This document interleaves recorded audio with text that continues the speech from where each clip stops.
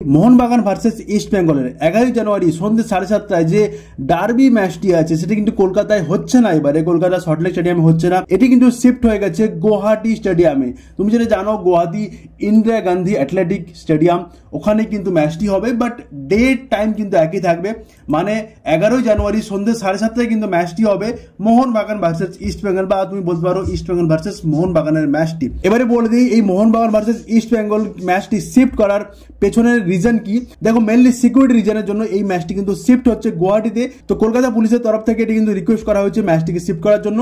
তো সিকিউরিটি রিজনের জন্য Mohun Bagan versus east বেঙ্গলের ম্যাচটি কিন্তু শিফট করা হচ্ছে গুয়াহাটি। দেখো, গুয়াহাটি ছাড়াও কিন্তু আরো দুটি স্টেডিয়াম আছে যেখানেও কিন্তু ম্যাচ হওয়ার সম্ভাবনা ছিল। সেটা হচ্ছে জামশেদপুর স্টেডিয়ামে এবং কালিঙ্গ স্টেডিয়ামে। কটকের কালিঙ্গ স্টেডিয়ামেও কিন্তু ম্যাচটি হতে পারত, বাট এখানে দুটি দলের তরফ থেকে মানে মোহনবাগান এবং ইস্ট বেঙ্গলের তরফ থেকে সিলেক্ট করা হয়েছে গুয়াহাটি। এবং গুয়াহাটি করার আরেকটাও রিজন আছে, যেটা মেইন রিজন, সেটা হচ্ছে ব্রডকাস্টিং। ব্রডকাস্ট মানে ওখানে সব রকম সেট আপ থাকবে, ওর আগের দিনও ম্যাচ থাকবে, তাই ওখানে ইজিলি কিন্তু সেট আপ করা যাবে ব্রডকাস্টিং এর, তাই ওখানে কিন্তু গুয়াহাটিতে ম্যাচটি হচ্ছে। এবারে বলে দিই টিকিটের আপডেট কি। টিকিটের আপডেট এখনো কোনো রকম পাওয়া যাচ্ছে না, টিকিট এখনো কিন্তু ওপেন হয়নি। আজকে 9 তারিখ, 11 তারিখ ম্যাচ, মানে পরশু ম্যাচ সন্ধ্যে 7:30টায়, টিকিট কিন্তু এখনো ওপেন হয়নি।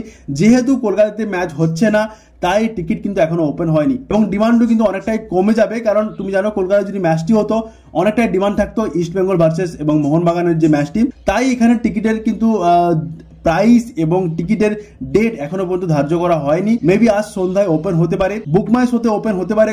গুয়াহাটি যে ম্যাচটি হবে, এই derby match, Kolkata derby match কিন্তু গুয়াহাটিতে হচ্ছে, এবং টিকিটের প্রাইস মেবি 200 বা 300 টাকা থেকে শুরু হবে। এবং যখন টিকিট ওপেন হবে আমি কিন্তু এই চ্যানেলে আপডেট দিয়ে দেবো। তো যারাই টিকিটের জন্য মেসেজ করছো টিকিট কবে ওপেন হবে, এখনো পর্যন্ত কোনো রকম আপডেট পাওয়া যায়নি অফিসিয়ালি বা আনঅফিসিয়ালি। বাট তুমি লাইভ ম্যাচটি কিন্তু জিও সিনেমা এবং স্পোর্টস 18 ফ্রি অফ কস্টে দেখতে পারবে। তুমি এর ওয়েবসাইটে, জিও সিনেমা ওয়েবসাইট বা এর অ্যাপ্লিকেশন ইনস্টল করে, এবং টিভিতে যদি দেখতে চাও স্পোর্টস 18কে সাবস্ক্রাইব করে দেখতে পারো। Thank you so much guys.